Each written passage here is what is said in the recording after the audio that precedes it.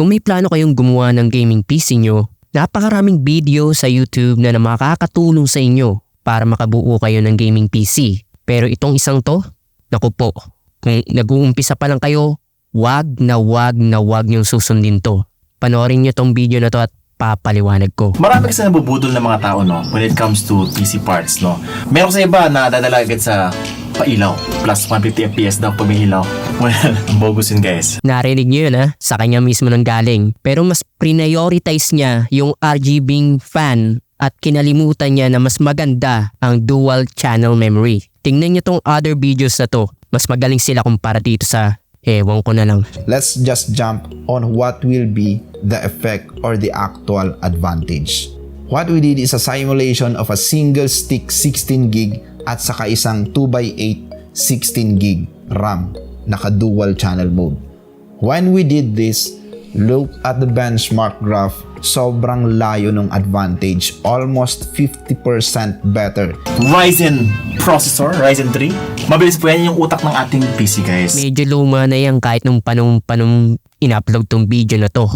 Kung nag 3200G ka man lang, built-in integrated GPU ka na. May raraos mo na yung mga esports games, tas dissenting frames, depende sa settings mo sa mga AAA games.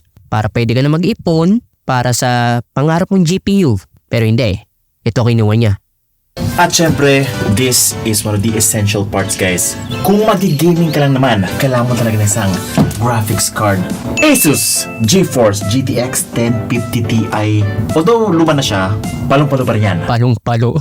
Pusit na palong-palo daw, be. Parang gusto ko sa'yong gawin yung sinasabi. So it's conclusion time, and the 1050 Ti is definitely starting to show its age even in the popular games on Steam, which aren't really that intensive. 1050 Ti lang yan. Nung panon pa ng lolo ko ata yan eh. Pwede naman kung makakuha mo ng super mura, second hand, ewan ko lang kung makakakita ka ng ganun. Pero kung brand new, naku po, ang daming ibang tech YouTuber dito sa Pilipinas na ibang i-rekomenda. At syempre, we don't settle for anything less. Kailangan meron kang SSD Super Solid Drive. Maniniwala na sana ako eh. Super solid drive, lintik na para super lang ah. Anong laro ba yan? Nakasulat at di man na nagbabasa. Huwag na kayo papayag na wala to. RGB. Marami kasi nabubudol ng mga tao, no, when it comes to PC parts, no. Meron sa iba na dadala agad sa pailaw, plus 150 FPS daw pag may ilaw. Well, bogus yun, guys. Bogus yun, guys. Bogus yun, guys. In-play, Ice Tower version 2.0, 16.8 million colors.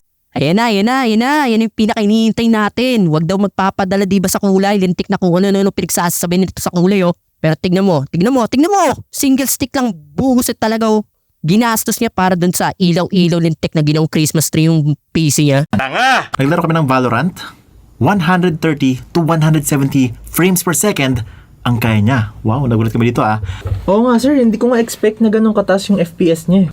Solid, di ba? Kung walang graphics card to, siguro mga 30 lang, no? Ito ang pinaka nakakairita sa lahat. Pinagmamalaki niyo yung dedicated GPU niyang 1050 Ti. 156 FPS dito. Pero hindi niya sinabi kung anong settings, hindi niya tinesting sa ibang laro, hindi niya benchmark sa ibang applications. Valorant lang ba lalaroin mo buong buhay mo? Okay, that aside, naghanap ako ng video sa YouTube kung saan walang dedicated GPU. Gustong malaman kung ano pinagkaiba, hindi ganun kalaki. Pero yung upgradability niya, malaking malaki kumpara sa build nitong hindi marunong na to. Ito lang masasabi ko, kung gusto nyong gumawa ng PC at magtipid, wag lang kayong aasa sa isang YouTuber, wag lang sa isa. Magpaturo ka rin sa ibang marunong kung may kakilala ka. Huwag ka rin mahiya magtanong sa mismong store na pagbibilhan mo. Tutulungan ka nila dahil gusto nilang makapagbenta eh. Basta sabihin mo lang yung solid na budget mo para hindi ka nila opera ng malaki. Tsaka magtanong ka rin kung ano ba mas maganda. Mas makakatipid ba ako kung CPU mo na may dedicated graphics or dun muna ako sa integrated na Vega tsaka ako bumili ng bago. Huwag kayong mahiya magtanong. Huwag kayong aasa dito.